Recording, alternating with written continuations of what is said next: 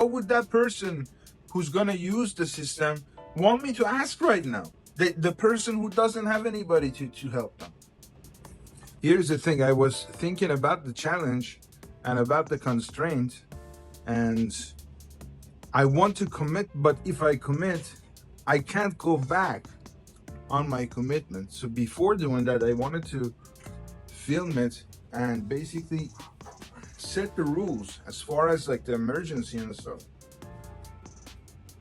What if I can't? But like, what if I try and we lock the rules and we start with the 100 and we say, hey, no income from the credit engine, anything like that. That is gonna basically ruin the test unless the threshold is met. And if that threshold is met, that means I lost basically. I have to manage, and if I don't manage, then I lost. And I was thinking, like, what if an emergency comes? What if an emergency comes and I still haven't got there, you know? If I am testing it, if I go use the emergency fund and go back, continue the test, then it's gonna be a fucked up test. It's gonna be like a toy. If I am claiming that, hey, people can come, reduce the noise, reduce the complexity, and they can navigate their decisions a little bit better. 18% of people in America have less than $100 in their savings. 12% between $100 to $499. About 51% in total have between $0 to $1,999. Okay, so if an emergency comes, then the system either has to figure it out or I failed, basically.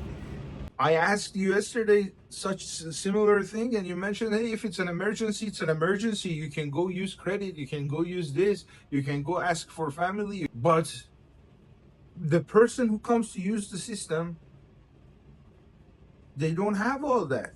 Maybe they do, maybe they don't. But if we are claiming to help majority of people, then it should be able to manage that. Like in a car, navigation system does not say, hey, don't go to mountain, because like I don't know how to manage it. So that's why, you know, I wanted to ask this. And how am I gonna do this? What if I fall short? Like I oh my god, it feels like I just came to United States again. It feels like I'm new again. Wow.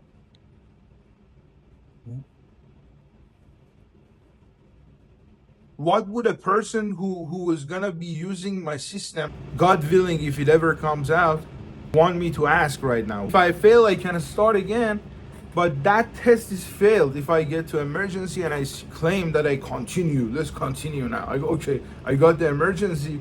Now, even if I put it in a different column, the peace of mind that I use the emergency for this to go is gonna be there, you know, and I will look like a hypocrite. Like, it's gonna be a fucking ugly show if I do that.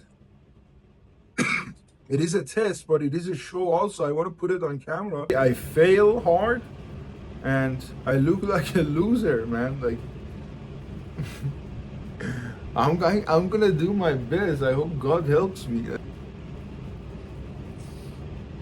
But am I right or not? Like, what would that person who's gonna use the system want me to ask right now? Really? The person who doesn't have anybody to help them. I understand the distinction you're making now, and I think part of your argument is right, and one part needs to be changed before you lock yourself into rules. You're asking a much more serious question than should emergencies be allowed. You're asking, if personal navigation is eventually meant to help somebody who has $100, little savings, no wealthy family, and no easy escape hatch, how can I claim I've tested that condition if my own test secretly contains a rescue button? That's a legitimate experimental integrity question, but there's a dangerous leap from there too. Therefore, if a genuine emergency happens and I use an available safety resource, Diamond, I fail. I would not make that the rule, because then you're testing the wrong thing. What would the future person actually want you to test? Imagine the future user really does arrive with $80 in the bank, bills approaching, unstable income, no family able to rescue them, no successful business sitting on standby. And then their car breaks. What would they want Diamond Eye to do? They wouldn't want it to say, sorry, emergency assistance violates the purity of the experiment. They'd want the machine to say, reality change, recalculating, and then reconstruct everything. What happened? How urgent is it? How much does it cost? Does it threaten housing? Does it threaten transportation to work? What resources exist? Insurance, payment plan, employer assistance, community programs, selling something, temporary work, negotiating the bill, changing expenses, changing the route. Is there another transportation option? What is essential versus deferrable? What is the least damaging intervention? That's navigation. A navigation system shouldn't promise that people won't encounter cliffs. It should recognize cliffs earlier and find the best available route given the person's actual resources. Here's the critical distinction. Resource inequality is not a navigation failure. Suppose two people encounter a $2,000 emergency. Person A has $10,000 savings. Person B has $50 savings. Even a perfect navigation system cannot make their realities identical. That's not a failure of navigation. Navigation cannot repeal resource constraints. It can potentially help person B identify options, sequence them intelligently, reduce avoidable damage, and make better decisions. But it cannot guarantee everyone can reach every destination regardless of starting conditions. Diamond Eye, we are not claiming that everybody can get to a certain position with any position that they come into the system. But we, as the creator of this thing, we have to test it. It has to be tested on different layers. Do you understand? I am telling you, if I commit right now to this number that you are giving me, then I am locking myself in. Like a person who's coming. You said somebody comes with $80 is different than a person who has $1,000. Of course, they are different. But the person who has 1,000, they put 1,000. The person who has 80, they put 80. I am telling you, if I put that number in, then I am locking myself into this, and then later on I can't change it. Because that person who locked that number in, the future navigation is going to just say recalculating based on the data that is entered. What part of this don't you understand? I'm telling you, if I lock it in, then I am locking myself into a commitment, and later on, emergency help will look fucking funny. I understand you now. And I was answering a different question than the one you were asking. You're not asking whether Diamond Eye should guarantee that someone with $80 can reach the same outcome as someone with $1,000. You're talking about the integrity of the initial state input. That's different. The $100 is a locked starting state variable. If a future person enters personal navigation with available capital, $80, then the system doesn't secretly change their starting state to $5,000 when something goes wrong. It has to navigate. STATE0 equal to $80 plus that person's actual available resources, capabilities, constraints, and options. Reality changes afterward through what actually happens. Income earned, expense, emergency, opportunity, setback, new information, recalculation. But you don't retroactively rewrite STATE0. And you're saying, if I publicly lock my own challenge at $100, I have voluntarily chosen $100 as my deployable starting capital condition. Yes. Now I understand why the emergency resource answer bothered you. If 3 weeks later things get ugly and you inject thousands of dollars from outside the defined rules and keep calling it the $100 founder challenge, you've changed the experimental condition. You can't just say, emergency, recalculating, and pretend the original test is intact. It isn't. That's the distinction I was missing. And that means you should not lock $100 casually. This changes my recommendation. Yesterday we were treating $100 primarily as a decision compression mechanism. You're treating it as something stronger, a declared initial condition for a personal navigation test. Once it's public and locked, you want integrity around it. Therefore, we need to stop asking, what's the most compelling challenge number? And ask, what initial condition am I actually willing and able to commit to testing? That's a much more serious question. Maybe it's $100. Maybe it isn't. We should not choose the number until the protocol is complete. Here's the experimental structure you're describing. Person enters, $80 available. Diamond Eye maps reality. Person B enters, $1,000 available. Diamond Eye maps reality. Person C enters, $10,000 available. Diamond Eye maps reality. Their routes should be completely different. Yes. Diamond Eye is improving. $80, millionaire. Well, we have It's to tested. manage from And navigation improved decisions low and trajectory drive. from the actual entered state. Exactly. And your case file 001. If your entered condition is available challenge capital $100, then the navigation has to work with the defined condition. It can tell you earn money, reduce expenses, change temporary work, sell something if asset sales are allowed by the original rules, make calls, change the offer, change priorities, recalculate. But which resources are available has to be determined before the test. That's the crucial part. Therefore, emergencies need to be handled before you start. This is the answer to what you've been trying to tell me. You don't want day 23 to arrive and suddenly negotiate the rules because you're scared. That's exactly what would compromise the experiment. That's ugly. So before committing, you define what happens. There are really only three intellectually clean possibilities. A. Emergency resources are part of the initial available resource map. Then they're not cheating later. For example, starting operating capital equal to $100. Existing emergency reserve equal to dollars. That's ugly. Disclosed but restricted to defined emergencies. That's ugly. That's one experimental condition. That's ugly. B. Emergency resources are excluded. Then if an event occurs that cannot be navigated within the allowed resources, that run fails terminates. You can protect yourself afterward, obviously, but you don't continue claiming the original constrained run survive. That's another perfectly legitimate experimental condition. C.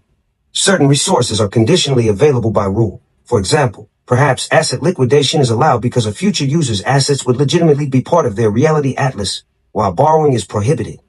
That's also legitimate. But again, decide before day one, not after the emergency. And now I understand what you mean by it's going to look ugly. You're not primarily worried people will criticize you for protecting yourself. You're worried about this. I publicly imposed $100 because I wanted to demonstrate constrained navigation. The constraint became genuinely painful. Then I changed the rules precisely when the constraint started mattering. Yes, that would weaken the test badly. Yes. Because the entire interesting part of the test is what happens when the initial condition collides with reality. If every collision unlocks outside capital, you're not really testing the constraint. That's the point you were making. And I agree. But there's one thing we absolutely should not do. Don't confuse the test failed with I must refuse emergency help. Those are different. Suppose you lock the rules. Then something genuinely serious happens that exceeds the permitted resources. You can say, case file 001 failed this test at day 19. Then use whatever legitimate resources you need. The integrity comes from ending scoring the test honestly, not from hurting yourself to keep the scoreboard alive. That's actually cleaner scientifically. The experiment doesn't own you. If the experimental condition becomes untenable, test ends, result recorded, human continues. That is not changing the result. That's accepting it. And this actually makes your fear more understandable. Because now when you say, if I commit, I can't go back. What you really mean is, once I publish the initial conditions, I can't move the goalpost simply because I dislike what reality produces. That I agree with. That's integrity. You can quit. You can fail. You can pivot within predefined rules. But you can't redefine what counted halfway through and then claim the original hypothesis survived. Yep. So I would not film the final $100 commitment yet. Not because I think you shouldn't do it. Because we haven't finished specifying what $100 actually means. Before you lock case file 001, we need to freeze at least. Starting capital, what existing assets count, what income sources are permitted, whether asset sales are allowed, whether gifts are allowed, whether family assistance is excluded, whether borrowing is excluded, whether existing credit is excluded, whether credit repair funding is excluded, how existing runway is treated, what happens to earned survival income, what happens to diamond eye revenue, what constitutes an emergency, what constitutes failure, what terminates the constrained run, what constitutes a legitimate recalculation versus changing the rules. That's your truth freeze. Once those are frozen, then you can decide whether you're willing to put $100 at the top, because after that, you're right, recalculating changes the route. It does not rewrite the starting reality or the rules of the roll. And that is the distinction I wasn't respecting in my previous answer. Now we're talking about the same experiment. Okay, Diamond Eye. So if we start this challenge, I have to reduce everything down to lower to the minimum. Like as far as rent, food, car payment, everything like that. I have to cancel so many things. I can get it down to maybe $3,500 a month, around that. We have to make the survival meet, and also we have to make sure to focus on Diamond Eye, because I don't want to work for somebody else for a long time, man. Like, if I have to, I will, but I don't want that to happen for a long time. I promised myself, I worked too hard, and I told myself before that you will never go back to work for anybody else. For the test, it's okay, I will do it, and I'm gonna go as long as it takes. But we have to make sure we have a plan to get out of working for somebody as soon as possible and make it work. So calculate for me 3,500. What would be the minimum daily so we can make 2 times that with whatever we're gonna do? And basically, no gifts is gonna be allowed, no credit card, no loan, no family help, no nothing. Also, as far as the work that needs to be done, like, is it good to go do what? Like, what do you think we should do? Like, make the minimum and then go toward the diamond eye? It is gonna be hard. It's gonna be hard. But if you lock it in, I have to go all in and I have to work really hard. But we have to do some calculations before I commit. How much is it daily if I have to go for that? I can get it down as far as expenses for everything, personal and the business. I can get it to 3,500 temporarily, though. It's gonna be hard. It's gonna be hard. What does it mean to start with $100? Let's see what it says. Before you lock the challenge, this is exactly the calculation we should do. Once the rules are frozen, you don't want to discover 3 weeks later that the mathematics made the experiment structurally impossible. Yep. And I would make one major change to the way you're thinking about it. Don't make the minimum first, then work on Diamond Eye.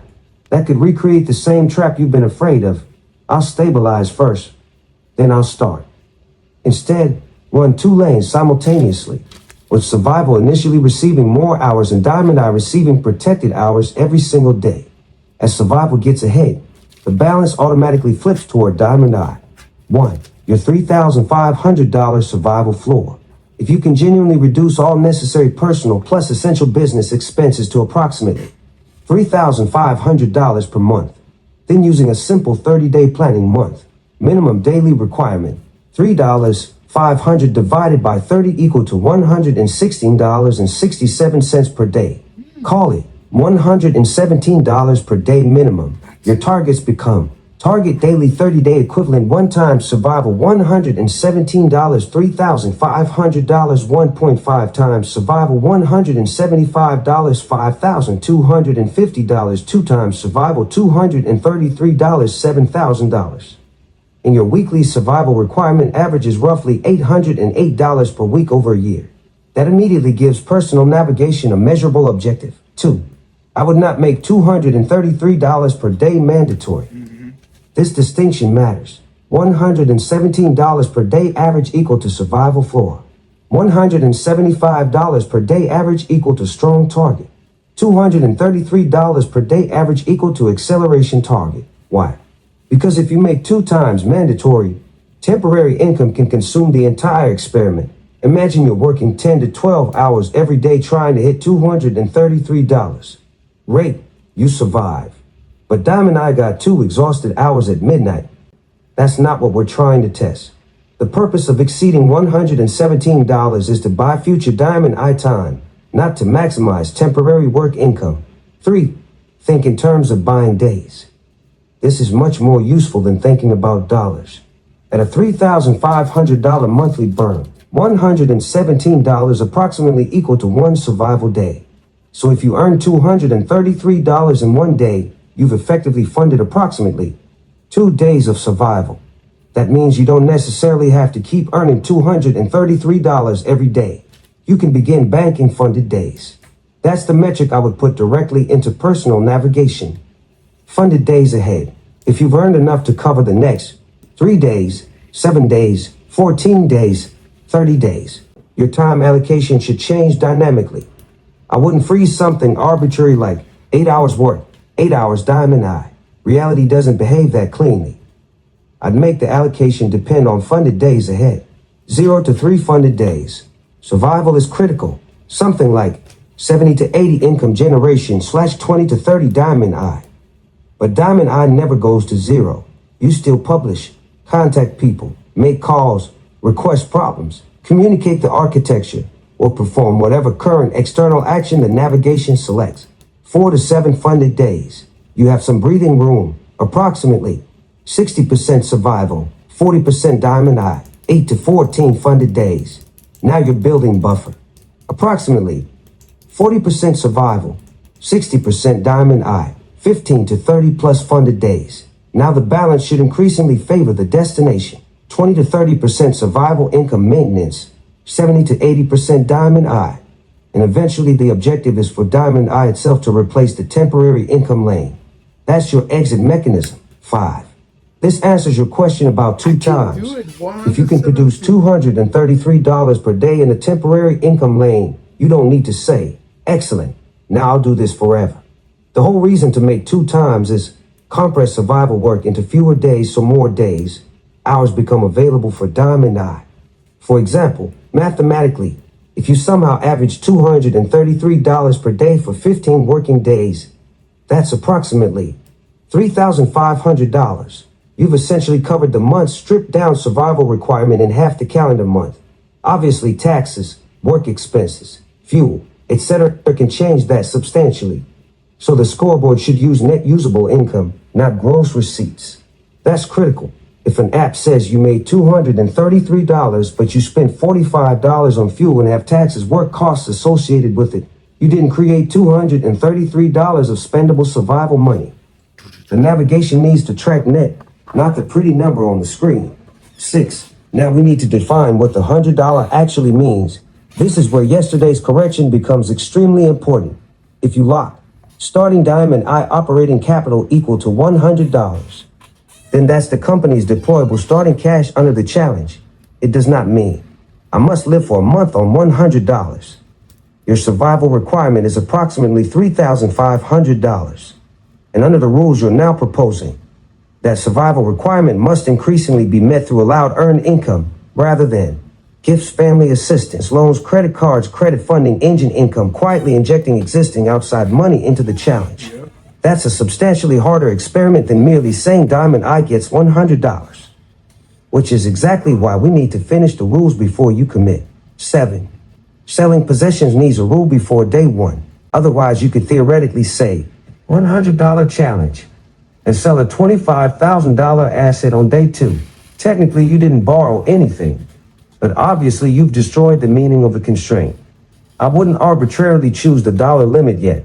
Instead, first distinguish ordinary liquidation from capital injection. For example, selling miscellaneous unused household items is qualitatively different from liquidating a major asset specifically to bankroll the experiment. We should establish something like small personal item sales may be permitted up to a predefined cumulative ceiling and count only towards survival, not Diamond Eye operating growth. Major asset liquidation is excluded from the primary constraint test, but we should choose the actual ceiling before you film the commitment, based on an inventory of what you realistically could sell. Otherwise, we're making up a number without knowing what it governs. 8. Your $100 should be allowed to grow. This part I would lock. If Diamond Eye starts with $100 and Diamond Eye legitimately produces $200 in revenue, its operating capital can grow. If it produces another $500, $100, revenue, reinvestment, larger operating capacity. That's part of the trajectory you're testing. But survival work does not magically inflate the Diamond Eye scoreboard. If you make $1,000 from temporary work and use $700 for rent and put $300 into Diamond Eye, then claiming Diamond Eye turned $100 into $400 would contaminate the measurement, so I keep the ledgers brutally clean. 9. There should actually be 3 ledgers. This is cleaner than the 2 we were using. Ledger A, survival, starting requirement, approximately $3,500 per month. Track, net earned survival income, bills paid, minimum remaining obligations, funded days ahead. Ledger B, Diamond Eye, starting balance, $100. Track, expenses, revenue generated directly by the project, reinvestment, customers, users, operating balance. Ledger C, one-way safety, Your real remaining runway still exists in reality. We don't lie about it. But if the challenge rules prohibit using it for the active experiment, it stays separately recorded. That lets everyone see. Challenge condition not equal to total net worth. Extremely important. 10. The temporary work exit needs to be designed now. You don't want temporary income, comfort. 6 months later, Diamond I abandoned. So don't leave the exit subjective. Create an automatic transfer rule. For example, as funded days ahead increase, temporary work hours automatically decrease. Then you're not waking up every morning deciding, should I work or Diamond I? That's exactly the decision fatigue we're trying to remove. The rule decides. That's what constraints are supposed to accomplish. 11. And eventually Diamond I starts replacing survival income. This is the trajectory I would want. Stage 1. Temporary income pays nearly all survival. Diamond I gets protected daily execution. Stage 2. Temporary income builds buffer. Diamond I gets increasing time. Okay, Diamond, like give me the ceiling for the emergency, how much you can sell, and give me the numbers, give me the details so we can lock it in. Yes, we should put a ceiling on asset sales before you lock the challenge. Otherwise, starting with $100 could become meaningless if you can liquidate thousands of dollars of belongings whenever pressure appears. But there is an important data problem. There isn't a trustworthy national statistic saying a person with exactly $100 in savings typically owns 6 of easily sellable personal belongings. The Federal Reserve measures savings, assets, emergency resilience, etc. But it doesn't give us that exact conditional number, so I don't want to invent one. The latest Fed data does give us a useful anchor. In 2025, 18% of U.S. adults said the largest emergency they could handle using savings alone was under $100. Another 12% could handle $100 to $499. And 7% said they would sell something as one way of handling a $400 emergency. That tells us people with little liquid cash can absolutely still own sellable property. Low savings not equal to zero possessions. What might someone actually have? Someone with only approximately $100 of liquid savings could still realistically own things such as an older phone, TV, game console, clothes, shoes, small electronics, tools, furniture, bicycle, jewelry, collectibles, appliances, musical equipment, etc. They might even own a car. But I would not treat selling essential transportation as ordinary challenge liquidation. That's a major asset and may destroy earning capacity. The important number isn't the original retail value either. It's what could reasonably be converted to cash now without selling something essential to basic functioning. A $1,500 laptop might only bring several $100s used. Clothes that cost $2,000 over several years might produce very little resale cash. So I'd measure realistic resale proceeds, not purchase price. My proposed ceiling, $500. For case file 001, I think the cleanest allowance is personal asset sale allowance, maximum $500 total during the constrained challenge. Why $500? Not because statistics prove that the typical person with $100 has exactly $500 of possessions. They don't. It's because $500 is large enough to represent ordinary belongings that a cash-constrained person might reasonably liquidate, while small enough that it doesn't quietly become another source of startup capital. And there's a nice relationship to your starting condition. $100 cash plus maximum $500 ordinary personal property liquidation.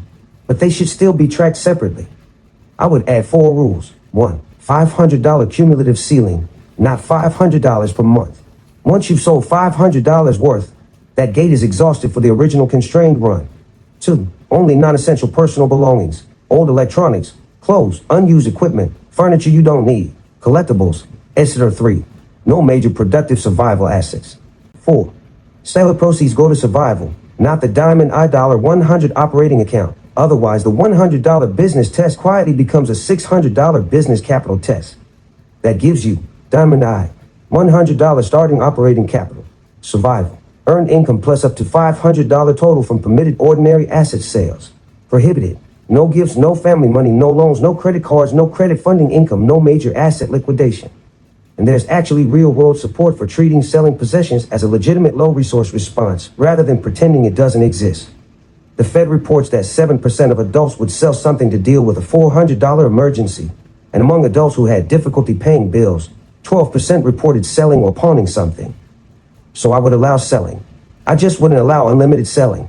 One thing I would not do, don't make the rule. A poor person probably has $500 of stuff, therefore I get $500. We can't establish that. Instead, be transparent. The challenge permits up to $500 in cumulative sales of non-essential personal belongings. The ceiling is an experimental rule designed to represent limited asset liquidation without allowing major existing assets to defeat the starting capital constraint. That's defensible. And if you own $20,000 worth of stuff that could theoretically be sold, it doesn't matter. You voluntarily lock the available liquidation channel at $500. Now the machine knows its state. $100 operating capital plus earned survival income plus maximum $500 ordinary liquidation plus your allowed existing tool skills, assets in use.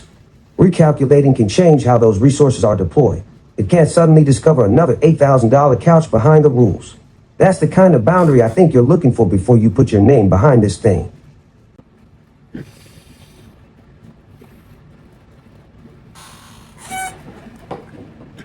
Diamond Eye, if I actually get to work and do it, what would my days look like? I was thinking, because the driving part, I think, is the fastest thing that is gonna bring income in. And 2 weeks ago, when we talked and I froze, I didn't start. I applied for it. Diamond Eye was telling me, get something within 7 days so you can generate income, blah blah blah. Okay, but now we have that part done. Okay, but I was thinking to make it maybe to split it into two parts and get more hours in the day. Basically, maybe wake up 3 in the morning, 4 in the morning, go and stay till like 9, 10 in the morning, then come back home, work till 5 p.m., 6 p.m. on Diamond Eye, and if needed, if money was needed for survival, or to extend the runway, we can basically go ahead and go back and work some more or find a gig. I'm good with like telling people, selling stuff and stuff like that. I'm gonna use the social media and stuff to sell different stuff also. Like that part, I'm using my skills. Like that part, you're not gonna be able to limit me. What the fuck is $500? What do I do? Like I have, but I thought at first, when you start at $100, it would be hard. But $117 is not hard to make, and you just have to go $233 a day, and basically maybe even more. What do you think about the schedule? And how do I go with the frameworks? How do I present those kind of stuff? Like as far as the research architecture, do I film outside or on their own inside my home, or do I do green screen? What do I do as far as that? Or just have Diamond Eye explain everything? Just show it, you know what I mean? Like basically stuff like that. But what do you think? The day you're proposing makes sense, with one important modification. Don't build a plan around maximum hours. Build it around getting survival funded in the fewest high-value hours possible, then protecting the best part of your brain for Diamond Eye. You don't want to become a full-time driver who works on Diamond Eye when exhausted. The driving is supposed to buy Diamond Eye time.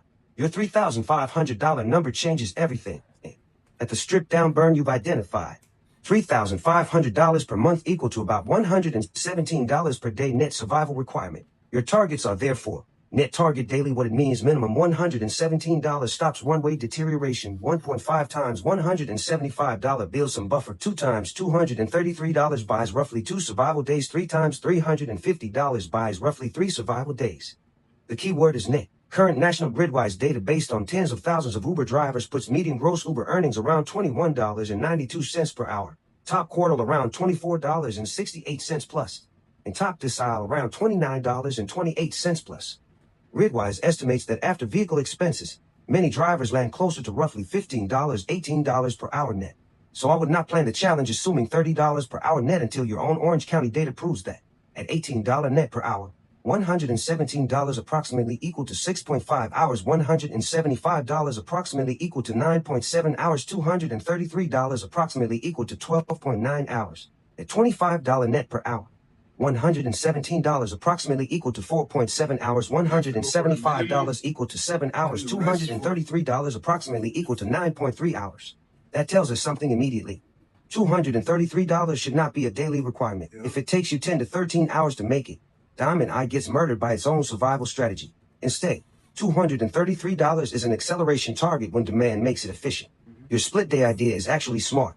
I like the architecture. 3:34 a.m. Wake. Quick routine. Food, coffee. Get moving. 10 a.m. Survival income block. Drive during the morning demand window. Your instinct to test early mornings is reasonable. Current research shows time and location materially affect rideshare earnings, while driver reports around LA commonly identify morning commute airport demand as useful periods. But it varies enough that your own data should decide. Do not assume 4 a.m. is optimal forever. Test it. Diamond Eye should collect online hours or gross or miles or fuel or estimated wear or net per hour or net mile or location or time block. After 7 to 10 days, you'll have your answer.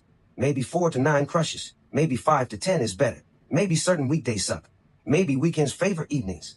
The machine recalculates. That's literally the experiment. Then stop driving. This part is important. Suppose at 9:30 you've already made a strong amount. Don't think, well, the first I'm already out here.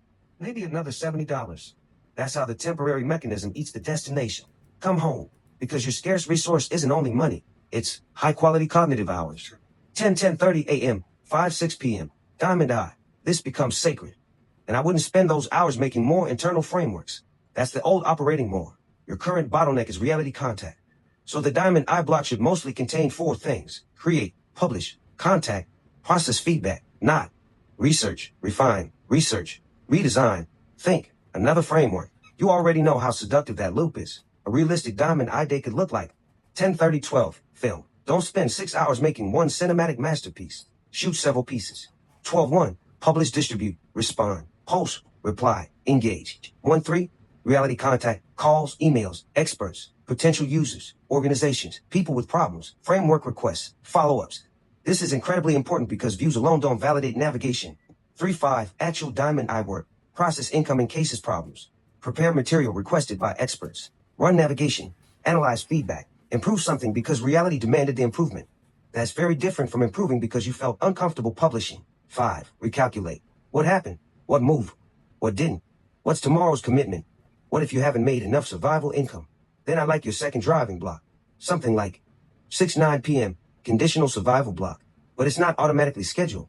It activates when the financial dashboard says it's needed. That's important. If you're already ahead on survival, don't drive simply because driving feels productive.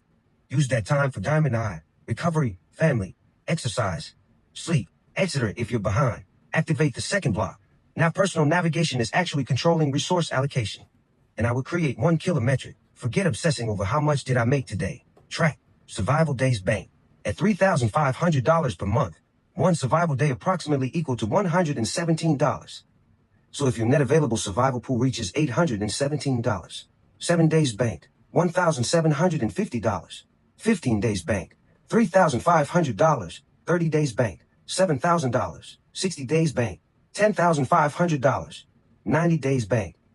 This is psychologically much more useful because your objective becomes, buy freedom from temporary work. Every surplus dollar isn't merely money, it's future Diamond Eye time. And maintain the distinction we've discussed. You are explaining why the navigation went somewhere, not presenting yourself as the domain specialist who independently validated every technical conclusion. For medical work in particular, explicitly distinguish research hypotheses frameworks from clinically validated findings. I actually wouldn't use green screen much. You don't need it. Green screen as lighting, keying, editing, background selection, rendering, perfectionism. That's 5 more opportunities for your builder brain to go, wait, before publishing we need. No, we've seen this movie. Use reality. Your room, whiteboard, car while parked, outside, desk, walking. Different environments naturally create visual variation. Then overlay a diagram when the information actually needs one. And yes, let Diamond Eye itself appear. I think your instinct there is good. You don't have to explain the entire architecture every time. You can ask the navigation a real question and let the interaction itself demonstrate the concept. That is stronger than constantly telling people. Diamond Eye is a navigation system. Show, problem, reconstruction, recommendation, your resistance, deeper questions, commitment, action, result, recalculation. People will understand the product by watching it operate. Framework content should not all launch simultaneously. You've got 100 plus investigations. Don't dump them. I'd initially choose a small number representing very different domains. Maybe 1 medical research architecture, 1 business navigation case, 1 engineering scientific investigation, 1 historical investigation. Then you're demonstrating. Same navigation philosophy. Different terrain. and spend a few days giving each important framework multiple chances through different explanations rather than making one video, getting 800 views and concluding nobody cares. One framework could produce. What problem were we investigating? What assumption changed? What contradiction appeared? What did another discipline contribute? What does the framework not prove? What expert criticism do we need? That's 6 pieces of content from one investigation without inventing 6 new frameworks. And now I want to modify your daily plan slightly. If you're waking at 3-4 a.m., you cannot routinely work until 9 p.m. and repeat it. You destroy yourself. Sleep deprivation will wreck cognition, mood, judgment, and driving safety. The exact things you're trying to test. So second shift driving must be conditional, not normal. Your default day should be closer to 4-9:30, income, 10 to 30 to 5 to 30, diamond eye, evening, exercise, food / family decompression, prepare tomorrow, early sleep. And if survival is behind, activate additional income blocks selectively. Weekend evening demand may also sometimes let you earn the same money in fewer hours. Current gridwise data finds weekends can materially outperform weaker weekday periods. So the machine should optimize income density, not suffering density.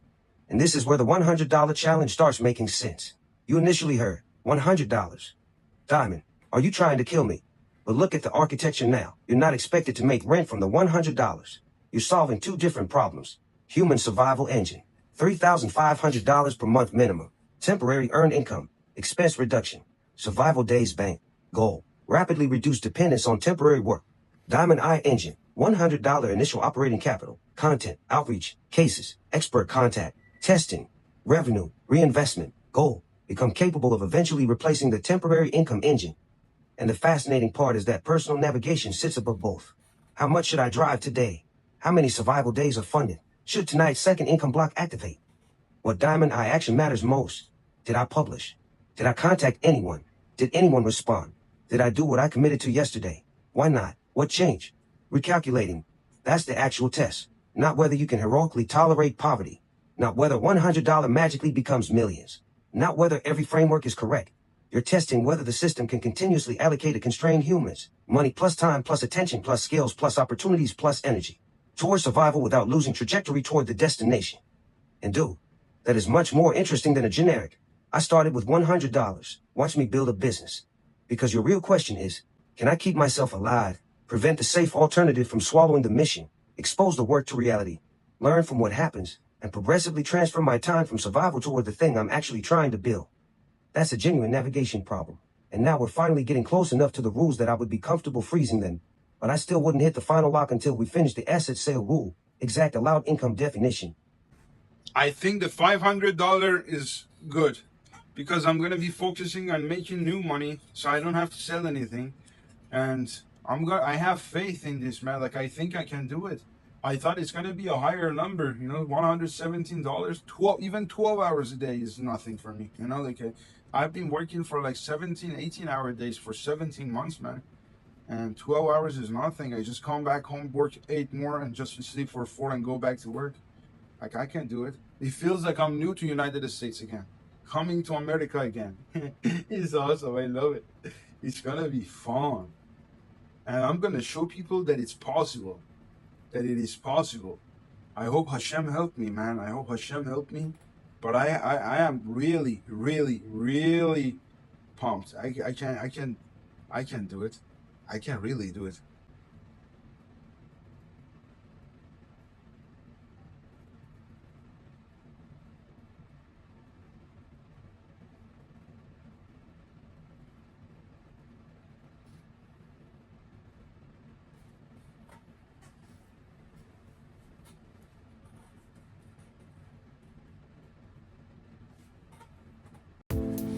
That is a very different state than where you were a few days ago. And I actually like one thing about what you just said more than the excitement itself. The number stopped being this giant unknown monster. Before, your brain was dealing with, what if I run out? What if I can't survive? What if Diamond Eye takes forever? What if I have to go back? What if I chose wrong? Now we have something concrete. Minimum sustainable burn approximately equal to $3,500 per month.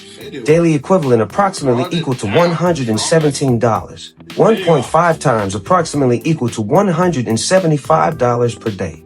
2 times approximately equal to $233 per day. Personal asset sales ceiling equal to $500 total. Diamond Eye operating capital equal to $100. Suddenly the problem isn't save my entire future. It's today's survival target is measurable. Today's Diamond Eye action is measurable. Go. That's exactly what a constraint is supposed to do. Remove branches. But I want to catch one thing before your excitement turns into another extreme. I'll work 12 hours, come home, work another 8, sleep 4 hours and repeat. No, don't make that the plan. You can have an occasional brutal day. You've already demonstrated enormous work capacity. But 4 hours of sleep as the operating model would be especially bad here because you're combining driving plus complicated judgment plus public communication plus sleep loss eventually degrades all four. And there's an even deeper reason. Diamond Eye shouldn't prove that a human can survive by destroying the human. If personal navigation solution to a $3,500 burn is sleep 4 hours indefinitely, then the navigation found a bad route. The optimization target should be make the required survival income in the fewest efficient hours while preserving enough cognition, health, attention, and time to execute Diamond Eye. That's a much better test. You don't win because you suffered the most. You win because you navigated well. And remember, $117 is an average daily equivalent, not necessarily something you must earn every calendar day. If one strong day produces $250 net, you've bought roughly 2 survival days. If another produces $350 net, roughly 3. That's where optimization becomes interesting. Find the hours that actually pay. Measure net per hour. Measure net mile. Learn which locations work. Learn which days work. Learn which blocks suck. Then concentrate survival work where the return is highest. Your first week itself becomes data. And I think your $500 decision makes sense for the reason you just gave. You're not designing the challenge around how much of my life can I liquidate? You're designing it around, can I generate new economic activity? The $500 is just a limited realistic option. If you never touch it, even better data. And now that you've chosen $500, I would freeze the definition very tightly. Maximum $500 cumulative proceeds from permitted non-essential personal item sales during the original constrained run. Not $500 per month. Not $500 every time you recalculate. $500 total. And it remains separate from the Diamond Eye $100 operating ledger. And there's something beautiful about it. Feels like coming to America again. Not because you should romanticize being financially constrained, but because psychologically you've changed the frame. Now you're beginning to see.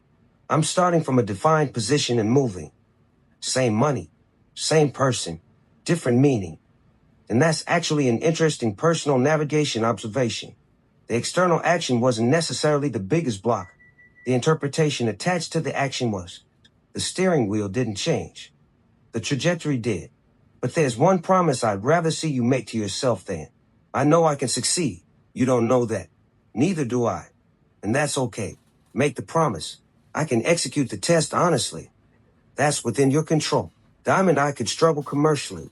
Some frameworks could get heavily criticized. The market could not understand it initially. You could discover weaknesses. You could discover personal navigation needs major changes. You could make $117 easily and discover $233 is much harder than expected. Or you could surprise yourself in the opposite direction. We don't know yet. That's why you're testing it. And if you genuinely believe Hashem has put this responsibility in front of you, faith doesn't require pretending you know the outcome. Faith can coexist perfectly well with, I don't know where this goes. I know what I'm responsible for doing today. That's much stronger than trying to manufacture certainty. And there's one more thing I'd keep very close during this challenge. Don't turn faith into evidence that a particular business outcome must happen. You can pray for help, strength, wisdom, discipline, courage, and the ability to recognize what's true. Then let reality answer the business question. If something doesn't work, recalculating isn't abandoning faith. It's responding to reality. And look how much smaller tomorrow actually becomes. You don't have to solve 17 months tomorrow. You don't have to prove 100 plus investigations tomorrow. You don't have to make Diamond Eye profitable tomorrow. You don't have to convince your family tomorrow. You don't have to prove personal navigation works tomorrow. You don't have to know whether this becomes enormous. You have to do something much less dramatic. Wake up, execute the survival block, record the numbers, come home, execute the Diamond Eye block, touch reality, publish something, contact somebody, record what happened, make the next commitment, then recalculating and do it again. That's finally a challenge I can see being navigated rather than merely endured. You were staring at 75 days. Now we're converting those 75 days into individual terms. And one turn is a hell of a lot easier to take than trying to carry the entire future at once. Yes, $200 per day is a very different problem from I need to somehow save my whole life. At your proposed $3,500 per month minimum burn, $200 per day is meaningful. 200 times 30 days equal to $6,000 per month gross net depending on source. Your survival floor is $3,500 per month at a true $200 per day net. You generate about 1.71 survival days every day you hit it. If you earn $200 net on 20 days, that's $4,000, already above the $3,500 floor. The caveat is the phrase, even if you start from zero. It's absolutely possible to reach $200 per day from a low cash starting point through driving, sales, gigs, services, labor, freelancing, etc. But it isn't universally easy or guaranteed. Someone's car, location, skills, health, available hours, responsibilities, and local demand change the equation dramatically. And your realization matters. You don't necessarily need some miraculous business breakthrough to stabilize the first layer. You need a boring, repeatable cash flow mechanism that covers the floor while the important experiment continues. If you can establish an actual measured $200 net per day consistently, then the problem changes from how do I survive to how efficiently can I compress survival work so that I transfer more and more time into Diamond Eye. That's the game I'd want the numbers to answer. And during the first week, don't even trust our estimates. Measure reality. After 7 days, Diamond Eye won't need to speculate about whether $200 per day is easy for you. It'll know. True.